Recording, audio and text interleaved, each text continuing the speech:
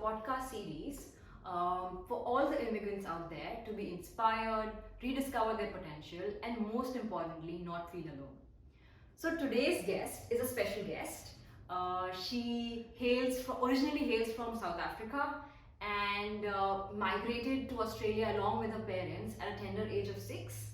Her commitment and determination in this beautiful country has led her to not just pursue a career path in possibly one of the most difficult academic paths, that is, she's a doctor, but also pursue her passion in Indian classical dancing, Bharatnatyam, and classical vocals. Along with all of this, she's also a loving mother and an amazing wife.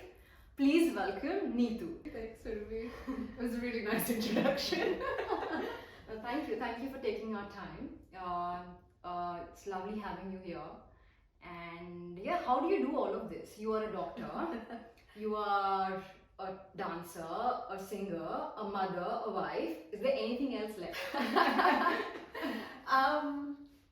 When you put it like that, it sounds like a lot.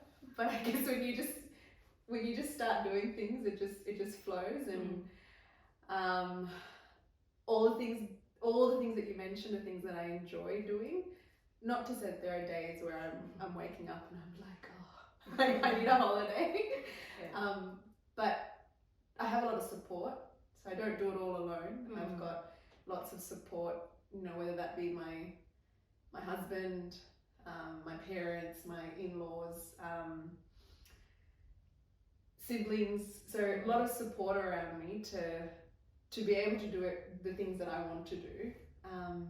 But yeah, and like I said, sometimes you can't do all of it. So some days, you need to adjust prioritize. Sometimes, you adjust and focus on things that maybe need a bit more priority. And then when things settle down, so I guess it just kind of. But what keeps you motivated? I mean, because there's a lot of things that are going on with your life and things you love to do. Yeah. How do you keep yourself motivated? I think I don't know if it's motivation. Like, yes, motivation definitely. Like, when I was wanting to get into medicine, I remember being really in high school was really motivated, and that's all I was focusing towards. Or whether it was when it was a concert like Malachi, that was a big achievement. I think what helps is more than motivation was the people around me. So yes, there was that initial drive for me that I wanted to do something, whether that was to get into uni or finish my exams or do a concert. But then there would be times when, I'd feel like, I can't. It's too much. I can't do it. But then the people around me would be. You kind of find support through the people around you because if you've got a common goal. So when I was at school. Whether it was my parents would encourage me and be like, no, you've got this. Or at uni, you have friends that we're all studying together, so we would do study groups, we'd go to the library, we'll make it fun somehow. Yeah. For the concert, I'd have to give credit to my guru, Neetu and of course my dance partner, Lavanya. So because there was the two of us, we were able to kind of, we'd meet up. There were times where we were like, can't happen. It's not happening. But we would meet, like we'd just be like, okay, let's just meet and we'll see what we can get done. And through those meetings, when you're doing it with somebody else, it definitely motivates you. So I think somebody wise once told me that you are the average of the 5 people around you. Yes. So choose your people around you very wisely. Absolutely. Because if they were not there in your life, you wouldn't have done what you wanted to do. Yeah, I agree, 100%. Okay, so let's start from the beginning. Okay, your early memories of you moving from, you were born in South Africa, right? Yes. And then at a young age of 6, you moved to Australia along with your parents. What are your early memories of coming to Australia? So I was 6 years old when we moved to Australia. First, early memories was. We started from very humble beginnings. I remember we didn't have a car. We moved to we actually landed in Clayton. Okay. That was where my parents managed. So we had some family friends that we lived with initially, and then my parents got a rental place in Clayton, and then they, you know, I remembered, you know, because we didn't have a car, we were catching public transport, and I've got two younger sisters. The youngest one wasn't born; she was born here. So my second sister she was 2, so it was me and her. And I remember we would, you know, my parents had a pram. She would be in the pram, and I would walk, and you know, my mum would get the groceries, and we'd do long walks, and train was our main transport. And I remember school. I think one of my very early memories was, so in South Africa, I did grade 1 in South Africa, and then came here and started grade 2. Okay. So in South Africa, the at least from what I remember, it was the schooling was very different. It was very disciplined. Like there was a lot of discipline in the classes. You have to have uniform or things like that? Yeah, uniform, and even just, you know, you don't talk back to the teacher. If the teacher, a lot of respect. Yeah, there's a lot of respect. And I guess the kind of school I went to as well, like, you know, in South Africa, it was just after the apartheid as well that my parents migrated there. And then, so when we came here, I started at a primary school, and it was very different, to say the least. I remember, and I think the school that initially my parents enrolled me in was a school next door, so it was a state school, a government school, and there wasn't, discipline was not there. The kids were running around, the teacher didn't seem to have much control. And my parents are teachers, so I came home and I think I don't know if I remember this, or this is more them telling me that, you know, this is what you said to us. Apparently I wasn't happy, and I was like, I can't, no, the kids don't listen to the teacher. So then they moved me to a Catholic school. In Clayton, so St. Peter's Catholic School is where I completed my whole primary schooling. And yeah, so that's one of my early memories of coming to Australia and starting school. Yeah. Because, you know, when you were talking about this, so I mean, I've not changed countries while growing up, but then my dad was in railways, so I had to change cities within India, and every city is so different. So we were moved from, so even I think possibly like you, until the age of 6, I was in a smaller city in Bhopal. I think my friends would not like me saying that, because Bhopal has become a big city now. But then back then it was not as well connected. And then we moved to Mumbai, which is a completely metropolitan city. And I had moved mid-year. Right. So I had to continue in a school which was far off, because I wasn't getting any other school in Mumbai. Oh gosh, that'd be tough. And it was miles away, and I was like 6 years old, so and we had a helper at home, so I would wake up like at 4:30 in the morning, take a shower a day before, in the night. My mom would make me wear clothes. And I would then, with the help of our helper, we would go in a cycle together to the station, local train, take a local train, then take a bus, and then I would reach my school. It would take like 1 hour plus to reach. And then I would do the same thing while coming back. And then the whole social integration was also an issue, because I used to speak in Hindi. Mumbai, it was more of English speaking culture. So I had a challenge. It took me like 6 months. But I was young, and you know, so I understood or learned it very quickly. But yeah, I remember that is my distinct memory of my early days of growing up. Oh wow, similarities, hey? So did you, I mean, when you started going to school, how did you build your friend circle? Did you have any specific, you know, memories of that? In primary school, what now? You know, when I think about it now, my best friends were 3 other Indian girls. Actually, 2 Indians and 1 Bangladeshi girl. I don't know how that happened, but anyways, that they were, so there was us 4 girls, and we would hang out together all the time. I was a bit of a teacher's pet as well. I was a goody two shoes, so I was very doing the right thing. And I think having parents who are teachers as well, that was one of the things that my dad, I still remember at parent-teacher interviews, and he did this right through high school as well. Academically, generally, I've always had good results. Yeah. But one of the things he would ask is, the teachers would be like, oh yeah, she's doing really well, and you know, all of that. And he'd be like, yeah, that's fine. But is there any complaints like about her behavior? Because he knows that I like to talk. So I'm one of those kids that would talk in class. So he would ask, he's like, anything with her behavior? Because this is what he's trying to get at. He wants to know, is she talking? Is she distracting the other kids in class? He's like, that's what I want to know. And then some of them will be like, yeah, she does talk a little bit too much. So then he'll be like, okay, so from now on, if she talks, you tell me. So I did meet a lot of people. Like I was generally, even in high school, Very social, yeah.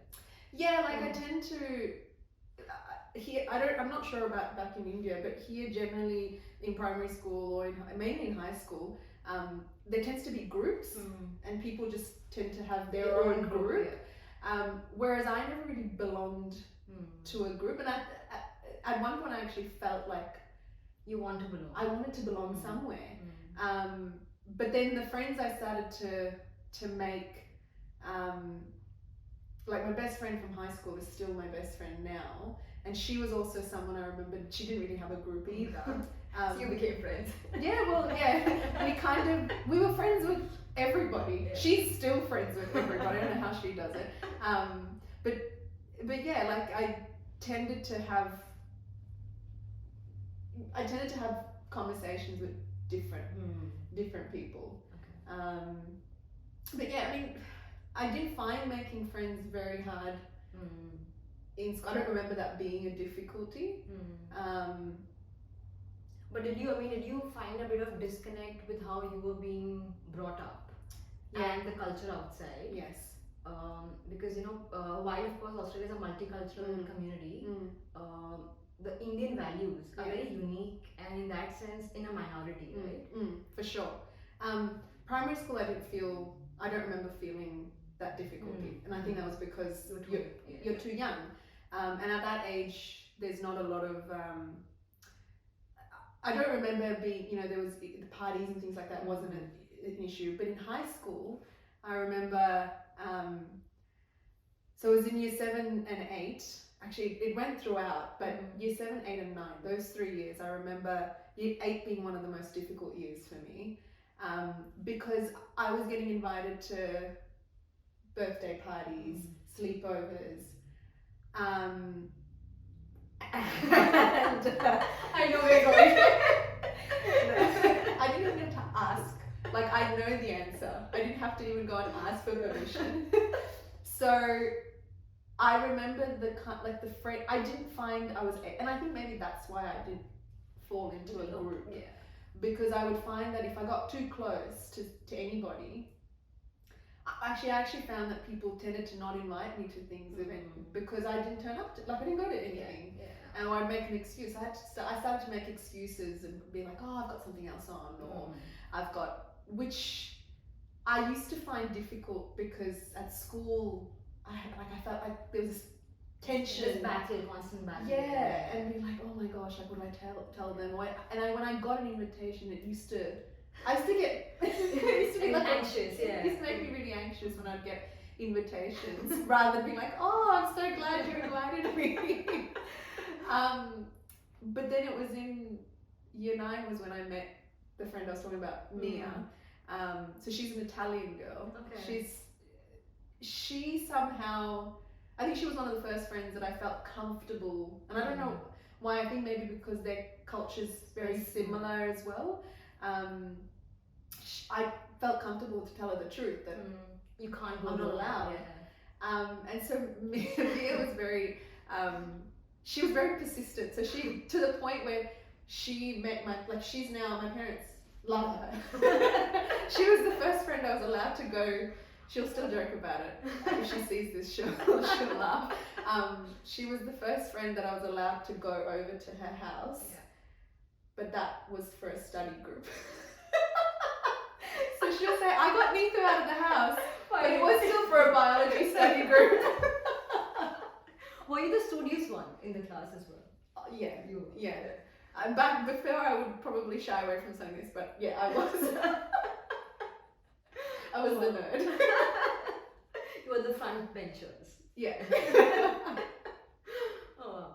And how is, I mean, so you kind of, you couldn't do things that possibly others were doing. Mm.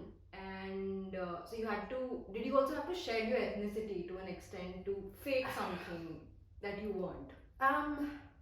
You know, yes, at school it was.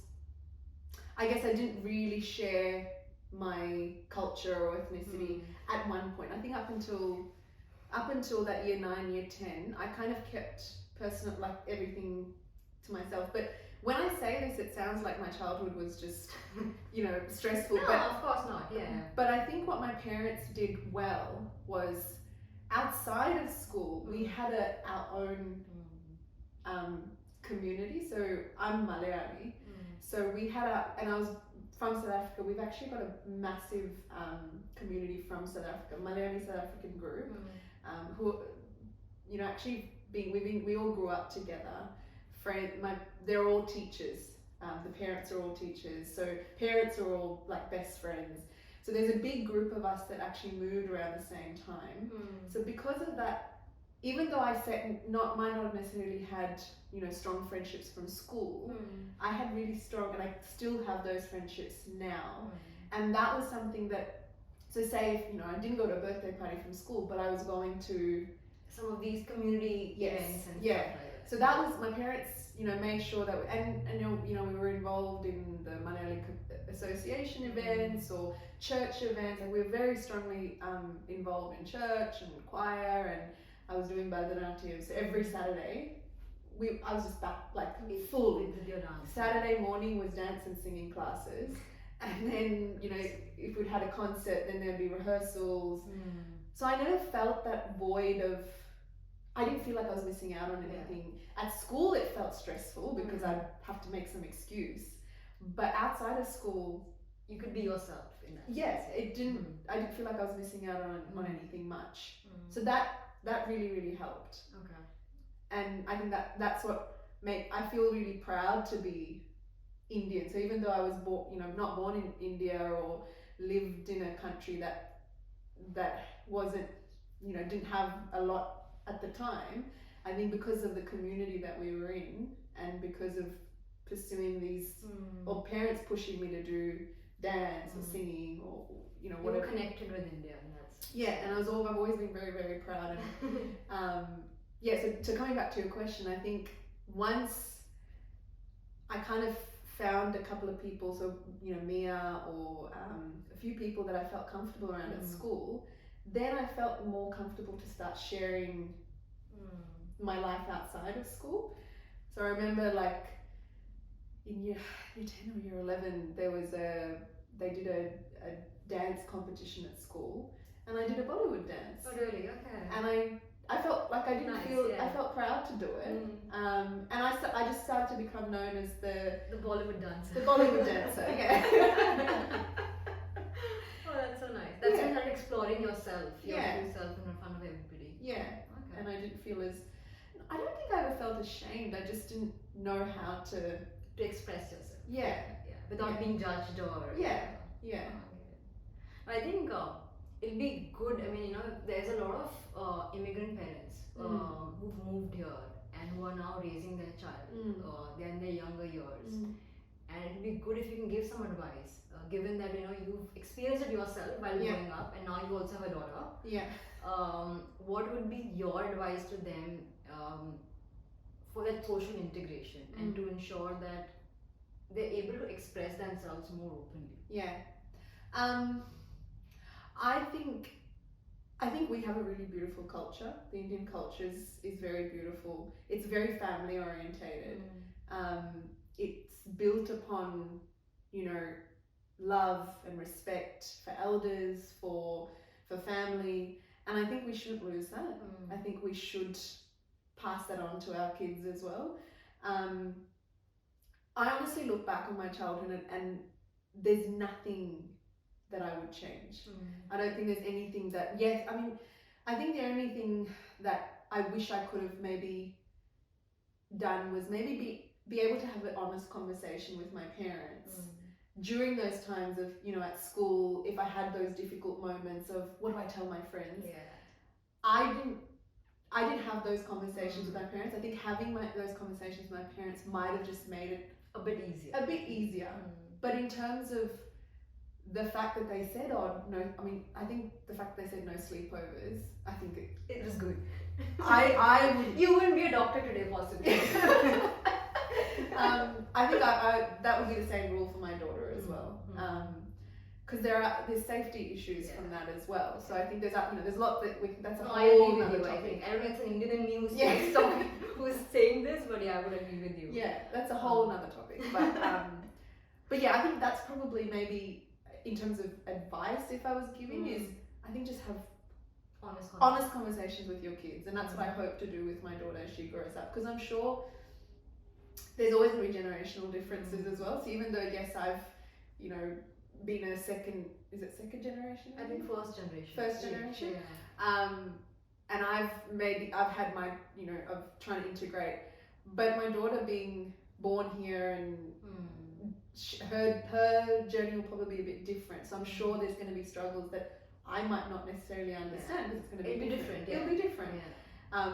But I'm hoping that I'll be able to have conversations with her and try to understand what she's going through. Yeah, I think even kind of expressing, because the kids will look at each other and they will see that they are different. Their hair color, their skin color is different, and that's what makes them unique and different.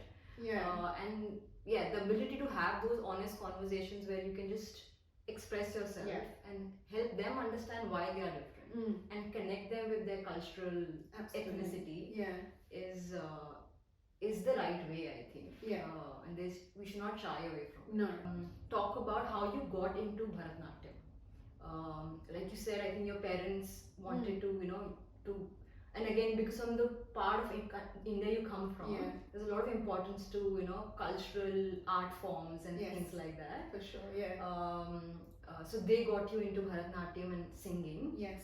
How was that experience? Did you first not want to do it, or you were happy with it? So my mum's a singer, and she's also done dancing so she's into the arts and has always been. And my dad's a very good support. Like he supports. He's not a singer or a dancer, but he loves it, and so he'll support. So they realized from a young age that I enjoyed dancing. Like they played music, and I'll be dancing, or even with singing, they noticed that I had good rhythm, or they just picked up on things that they were like, oh, okay, she does enjoy it. Like with dancing, my mum would say, I would walk around streets and just do things like this, like randomly. So she was like, we need to send her to a class. So initially because in South Africa, there wasn't, at least from my understanding at that time, I don't think there was any sort of there wasn't a teacher for them to start. So how I initially started Bharatnatyam was when we went to India for a holiday. My mum got one of her old teachers to start me. So that was how I started. So while I was there for a month or 2 months of school holidays, I started there. So I think I was like 5. And then after that, like they taught me, I remember they taught me like a couple of folk dances, which I came back to South Africa and then performed at a few stages. That's how I got started. And then when we moved to Australia, here there was a little bit more, there are a few more established, there's more teachers. And so I don't think I started that sort of early when we moved here, because initially it's all about settling in. So it might have been a couple of years after, but I was still doing my own sort of, my mum would teach me a dance, like she'll pick a film song and she'll teach me. So my mum was probably one of my first teachers. And then I'd perform on stage. Oh, wow. My mum would stand on the side and I'll watch, I'll look at her to know what the next move is. That's so cute. So she's the one that started all, and then even with singing, same thing. You know, she would listen to a song, and then she'll help me with the lyrics, and then I'd sang my first song with a karaoke on stage. Like it was one of the Malayali Association functions and stuff. So my parents were really like looking for opportunities for me to be able to just, you know, do something. And then I think once we found a teacher, my mum. So my very first teacher, her name's Salmia. So she hadn't started her school, like she hadn't started formal school, but she just moved, and then we were family friends as well. So I started with her for a couple of years, and dance has been something that I've always enjoyed, whereas I think singing has more been. It was one of those things that I enjoy it. Now I really enjoy it, but at that age, it was something my parents had to push. But dance, I've not really needed anyone to push me for that, because I don't know, I've always enjoyed it. And so that's how I started. So I started with doing Bharatnatyam classes with her, and then unfortunately she had to move interstate. So then I had to start with another teacher. So with Bharatnatyam, one of the things that the challenge I've had is that I've not had continuity. Different teachers. I've had different teachers. It's been, you know, stop, start, stop, start, stop, start. But I kind of kept it going because I have a couple of friends that I grew up in South Africa with who are also doing dance classes with me. Oh, okay. And so we were connected with them. I was very connected with them. And so we would do our own Bollywood dancing, and you know, we would choreograph together for, you know, if there's an Onam function. So it was like every year we would prepare. Okay, so we've got talent show in May, and then in September is Onam. So like there was like this, and then my mum and the other mums would organise the costumes. So where would you dance? They were in South Africa, right? No, they'd all moved by then. Oh, okay, so we all moved around similar times. Okay. So within a couple of years, majority of our friends and family, they all came to Australia. Had moved, and in Melbourne as well. Oh wow! So we were very, very lucky. Yeah, we were extremely like I've got a huge family here. My dad's the eldest of 8. Wow. And 6 of them are here. 6 of the siblings. Oh, wow. So I grew up with cousins. I mean, I guess that's maybe why. Never felt the need to express yourself in the school, right? No, it didn't, because exactly, like, you know, family fun. We always had family get-togethers. We had, you know, Christmas, Easter. We always caught up with the family. Yeah. So I had lots of family and cousins here. So I mean, so then that's how. So how many years did you dance until you stopped? I stopped when I was 18, and that was because I moved interstate for med school. Actually, I kind of stopped in year 12, because year 12 is like the year where you don't do any other extracurricular activities. Focus on your studies. Yeah. So I've kind of stopped in year 12, and then so I would have, you know, from 5 till 18, there was some dance somewhere, whether it was, you know, formal classes or us doing our own thing, and then I stopped after that. But in uni, I didn't go to Bharatnatyam classes, but again, we started our own Bollywood dance club with. You always had dance with you. Dance was always part of my life, yeah. So I had a group of friends, and we started our own Bollywood dance club. So it's called the BBDC. Okay. The Bond Bollywood Dance Club. And we did events, and really, we had you had Bollywood dance nights. We would perform. Is it still there, or it's all? I'm not sure. It was at a time, but I'm not sure if it's still there. It did get passed on. Like, we had a new president. I was the vice president. So my friend Sanya was the president. It was serious business. It was serious business. It was registered with the uni. Oh, okay. Wow. So I still danced, but I just didn't have classes. Oh, okay. Oh, nice. Yeah. So then you went on to pursue medicine. Yeah.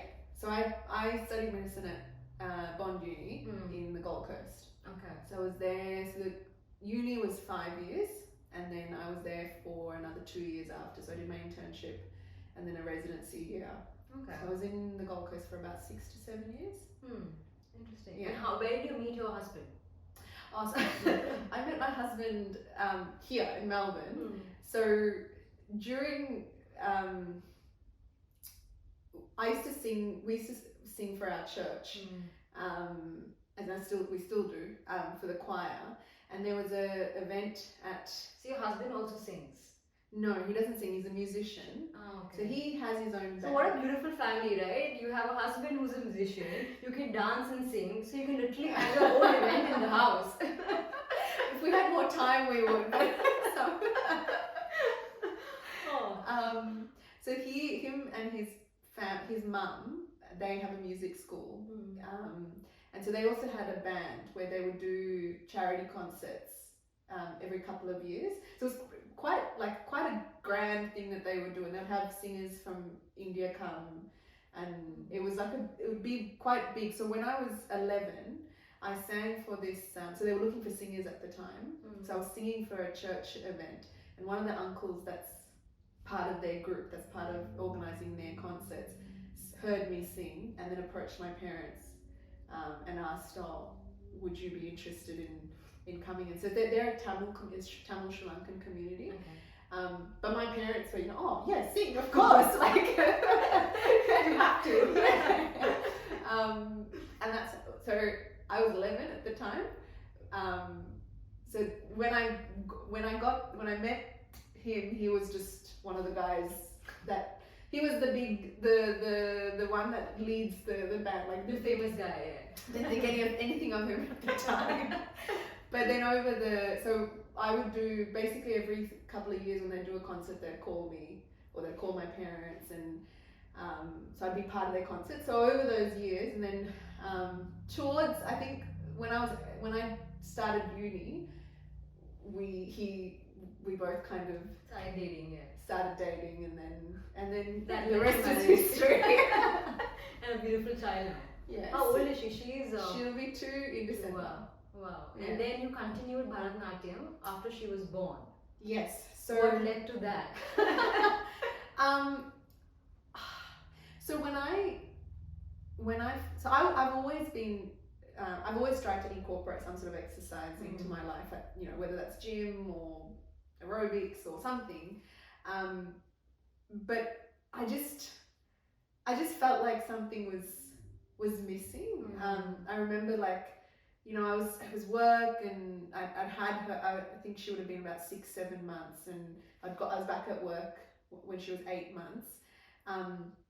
And after having her, I remember feeling I didn't kind of know who I was anymore. Like before, You look different. yeah, looked different. I felt I was responsible for this new person, and I remember when I got married, I didn't feel being a wife was a big difference, but becoming a mother felt like a big difference.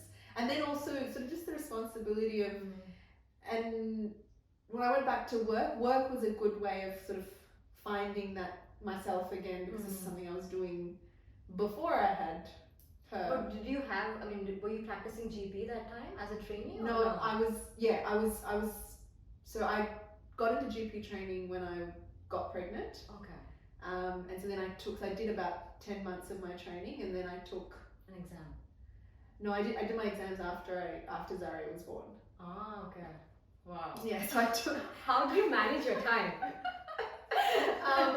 When I look back now, that was a stressful time. Because you got back into dancing, you were giving this exam, Yeah. and you had like a 6-month-old baby. Yeah. Or I don't know. At that time, I remember thinking, because I was going to sit my exam, so I had my baby in December, and then around like July, August I went back to work, and then from August, so February was going to be my exam. So from August to Feb was going to be just study, and I went part-time. So I went part-time work and full study.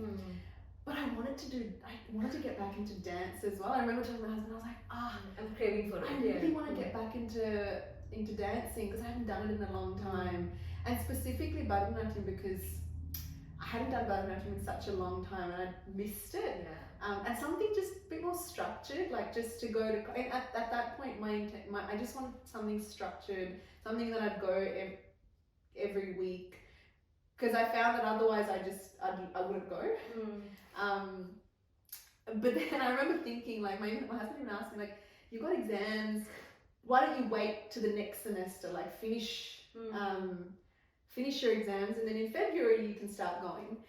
But I think I remember Googling Bharatnatyam teachers near me, and Deepamani came up. And I looked on her, so while I should have been studying, this is what I was doing. And I went through the website and I was like, this looks really, and it was close by home, and I was like, this looks really good. So then I called her and I should have said, are you sure? Can you commit yourself? I said to her, I haven't danced in 10, like I haven't done Bharatnatyam in 10 years. I've just had a baby. And I kind of gave her the situation. And so she said, you know, come for a trial class and then we'll go from there. And so I did. And then, it was just, it just felt like it was right, and we were in the same class, and it was an adult class. So before that, I've always been in, you know, I was always a child. So this was a new experience for me, being with people similar to me, adults who, you know, some people have kids, some people have, you know, much older, older. And then I remember telling my husband, I'm like, I think this is going to help me with my exams, if anything. Like, it was at the time it was just once a week classes. Oh, we had to do two classes a week. There was an Adu class on Sunday and the Saturday class. So I was like, it's a good way for me to just de-stress and have a distraction from studying, work, and you know, the household stuff. And I just saw it as that, and I think it really helped me having that. How did that help you? I mean, I was about to ask you that. You know, that whole you coming back to dancing and with so many other commitments, having a child and your exam. Yeah. How did it help? Because I'm sure it helped you, because it has also helped me really transform me as a person as well. There's this feeling of ecstasy every Friday. Oh yeah. Because I have a class on Saturday and Sunday. Yes. And it keeps me going for the entire week. For the week, yeah. And I think I've done so much more since the time I started dancing than I had done before. Yeah. Oh, I agree, and that's how I felt. I remember, especially when I was when we were doing Malachi, I just felt like I was before I would have days where I just feel exhausted after I come back from work. Whereas after starting dance, I just remember, like, I didn't feel as tired. And it's endorphins, like, I mean, scientifically proven exercise does, it increases your endorphins. But I think specifically with Bharatnatyam, it's not just, it's a whole body workout. Like, there's even a bit of strength in there, because you're squatting squatting, you're it's a strenuous exercise. It's not an easy dance form. No. And when people say dance, they're like, oh yeah, but it's actually like, it's a discipline. 100%. Yeah, exactly. And then when you do something when you do a concert where there's a full margam, and you have to, like, Deepaka was very strict on the diet, and we were doing more classes, and it really does transform you mentally and physically. And I think it also teaches you to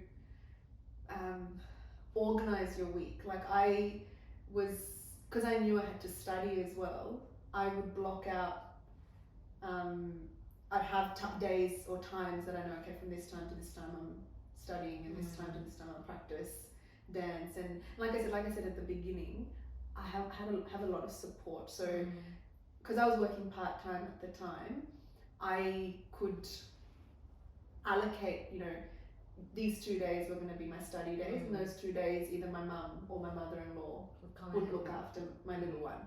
So that helps. If I didn't have them, I probably might not have been able to do what you did. Yeah, exactly. So you learn to sort of not to use your time efficiently.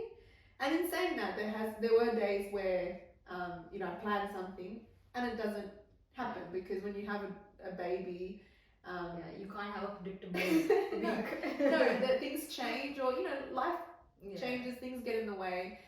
But I think it was just about the consistency, like just trying to, I try and follow the 80-20 rule. 80% of the time, try and stick to your routine, and then 20% Yeah, be a bit flexible because I don't want to get stressed because I didn't follow the plan. Because you can't. Realistically, you can't. Yeah.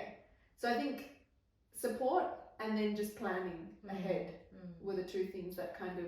I think dance gives you energy to to plan and then focus and continue doing it. Yeah, that energy really kicks in. It does. It's very weird. I've never experienced something like this. I've never really danced so much as much I've danced in the last 2 years. Yeah. With a lot of more discipline and structure. Yeah. So it gives so much more energy to do so many things. Yeah, it's just it's not something you can explain, is it? You can't. You just cannot explain it because and I know now because I know the process. I know if I continue dancing every weekend or if I continue dancing, if I've thought I want to do something, I would do it because that dance is going to help me in enabling it. There have been days where I've questioned, I have to do something over a weekend. Should I skip my dance? Then I tell myself that I'm thinking of doing that activity because of dance. Yeah. If I don't go for dance, I can't do that. Yeah. And that's how I push myself many times to go back and dance again. So it's just beautiful. It's possibly endorphins and that kicks in. Yeah. It's just unbelievable. And I think also the community that we have. Yeah. The other ladies that are in the groups. Because it's also social. Like I always feel like going there and socializing was also it gives you a lot of a belonging. Positive, belonging, positive energy. So we have a really, I think Deepak has managed to create a really, really nice community. I think so. I think, and also her being there, right? She's such a big example of wanting, of someone who you want to aspire to be. And she inspires. And does everything. I don't know how she does it. Yeah. She's a very big example of managing a lot of things by herself. Of course, she has a support system. Yeah. But then to have somebody like her teaching us is also helps you in doing many more things. I think. Absolutely, I agree. A lot of people who would be watching this, and I've asked this to my previous guest as well, is they struggle in finding a hobby. You are a doctor. Yeah. Bharatnatyam is your passion, which you're pursuing, which is helping you in your profession, right? What would be your possible advice if they want to identify what their hobby is? One of the things that so as a GP, I actually work at Headspace, which is a youth mental health clinic. So it's quite focused on mental health. So one of the things that part of our one of the sessions that we do is identifying things that bring you positive emotions. And I think that's what a hobby should be. It should be something that brings positive emotions and engagement. So I don't know if, for me, and I think we've talked about this before, when you're dancing, you're so engaged that you're lost in your own world. Or in that world, and you forget about everything else. It doesn't matter what stresses you're going through. So it's an activity we do with our patients, is to try and identify. I'm sure everyone has at some point in their life done something or been in a situation where they get lost and they feel really happy and excited. You feel really happy, and it brings positive emotions. And I think if you can identify that, for some people it might be drawing, for some people it might be hiking, whatever it is. I think if you can identify, or cooking, whatever, singing, it might be anything. So if you can identify that, take you back to a time where you felt lost, and then try and identify, okay, what is it that I was doing, or was there a specific activity that I was doing, and then if you can kind of formalize that. So whether that's very important, right? Because one is to identify, and then second is to continue doing it. Because when you start seeing improvement in things you like, you would continue doing it. You would not leave it. So you have to build that plan. Yes. To constantly start honing your skill in that specific area. That area. Yeah. Because that improvement drives you back in continuing it. In continuing the activity, yeah, because you can see that the work you're putting in. Well, if you enjoy it, you're going to put the work in, and then, as you said, if you see improvement, then it's like it's a cycle. It's a cycle. Yeah, that's a good point. Yeah. Thank you. So now we'll go to our next session, which is called the chit chat. And like the name suggests, I've made some of these chits, which has a chit in it, and we'll have a word, and I would like you to kind of talk about it and share your story or what's in your mind thinking of that word, right? Let's pick up the first one. Mental health. We were just discussing, I think, just a few minutes back. Yes. Tell me, I mean, being a GP yourself and your experience in working in a hospital specializing in mental illness, what would be your advice to the viewers? I think, mental health is something that I see it as, you do things to maintain your physical health, right? Whether that's, we know that exercising, eating good diet or good balanced diet, sleeping, these things are good for your physical health, and you're doing these things also to prevent ill health or disease. And in the same way, your mental health needs that attention as well. But I think we all forget about that. When you talk about mental health, because it's a taboo sometimes. It's a taboo, When you talk about mental health, it's all of a sudden, it's about anxiety or depression or you're mad or you're crazy. Like those are the words that come with mental health. But I think everyone in their life so anxiety, depression, these are all part of our life. They're all part of life. Like these are emotions that we all feel at some point. Like you have a headache, right? Yeah. You have anxiousness or depression sometimes. Yes. And it's not something that we should be running away from. It'd be something that we should embrace.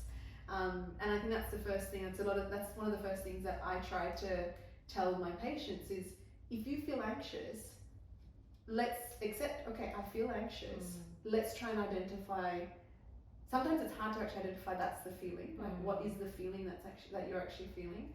And then try and identify, one of the therapy that psychologists and GPs that are trained in mental health they use is called CBT, so cognitive behavioral therapy. So essentially that means your cognition and your behavior is it's linked. Okay. So your thoughts, your emotions, your words, your behavior, it's all linked. So if you can change your thoughts, you can't feel feelings are, you can't. Yeah, it's derivative of your mind, I think, right? Yeah, they come and go. You're not gonna stay anxious all the time, or you're not gonna be sad all the time. But you go through these emotions, and I think it's how you think about it or how you perceive it, and to be able to identify it. So I think it becomes a problem when these emotions are affecting your functioning. So that's how when we're doing assessments on people who come in with mental health concerns, we're trying to identify, is it that it's not that there's some people there's no diagnosis sometimes because it's not that there's an actual illness there. It's that you're, like you said, like they've got a headache and that headache isn't not necessarily a concerning thing, but it's a problem and we need to deal with it. And maybe it's maybe because they haven't drunk enough water or they haven't slept well. In the same way, someone's going through a difficult time and they're maybe not paying attention to their mental health. And recognizing it and putting in things in place to try and improve that mental health. And what often leads to a diagnosis of a formal mental health issue is when it affects your daily functioning. So when it starts to affect your ability to work, or when you affect the ability to be able to get out of bed and to deal with your family or friends, that's when it's a problem. And so I would say, before it gets to that point, see somebody, talk to someone, whether that's a GP. Usually here the first port of call is is your GP. Mm. And from there, you know, some GPs are more trained in mental health. So I have taken a bit more of an interest in mental health, and that's why I'm doing a placement in Headspace, and it's more focused on youth. So from the age of 12, 13 to 25 is the age group. And so I'm sort of learning specific skills in that area. Some GPs are not necessarily they haven't done more training in mental health. Part of our general practice training is general mental health as well. So I think start there, and then, you know, some GP, you know, most GPs will be able to refer you to a psychologist. And I think that's one of the stigma as well, is seeing a psychologist or seeing a therapist is considered as, oh, I'm mad. Yeah. And here in Australia, we're quite lucky that, you know, because psychologists can be expensive, but we can do mental health care plans that allows you to have government support. So you get rebates that can help you see psychologists. During COVID, it used to be up to 20 sessions in a year. Now it's 10 sessions, but 10 sessions is still quite a bit, you know. And so there is help, and there's lots of other services that you can, you know, online services. There's 24-hour phone call. There's Beyond Blue, Lifeline.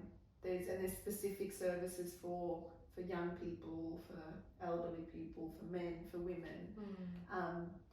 So I think I personally am someone I've been through anxiety. I still do. Like it's not something that will just go away. No, right? I mean, even I have. Right? Yeah, and it comes and goes many a times. Exactly. I think it's to identify the trigger, recognize it, and have no shame in going to a counselor or a therapist. Right? Absolutely. And then just embracing it, and then and knowing that this is part of life. There's going to be times in life where things are difficult, and that's okay. Thanks. Yeah, it's valuable insight. Thanks for sharing that, and especially coming from a doctor. So it adds more weight to it. Okay, let's go to the next one.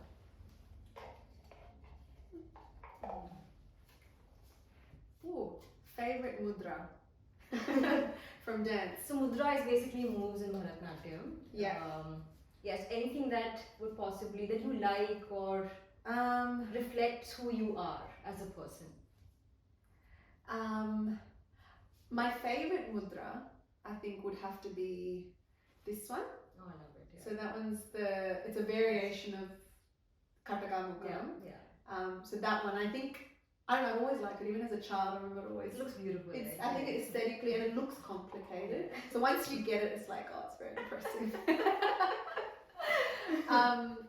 But I think one mudra that I think that I don't know if it's a value or if it's something that it brings a lot of power out, is this one. And especially, so this one, so mudras, you can use it to show different things and different meanings. So one of the things that you use for this one is showing a peacock. So and then you move, you know, and it's showing the opening of the peacock wings. And I remember in Malachi, in the Vardhanam, we were doing that, and I just feel like when you're doing it, I feel like I'm opening up my wings, and it's like you're ready to start. You're ready to start your journey. So that's another one that I really, really like. Oh wow, that's very insightful. I think we're almost towards the end of the show now. Really want to thank your time. Thanks for sharing all these lovely stories and your journey in Australia. It's been loving having you in this show. It's been lovely having you in this show. We're talking for a bit, hey? Yeah. No, thank you for having me. I've never done anything like this before, so when you reached out, I was a bit nervous because I was like, oh, I don't know what I would say.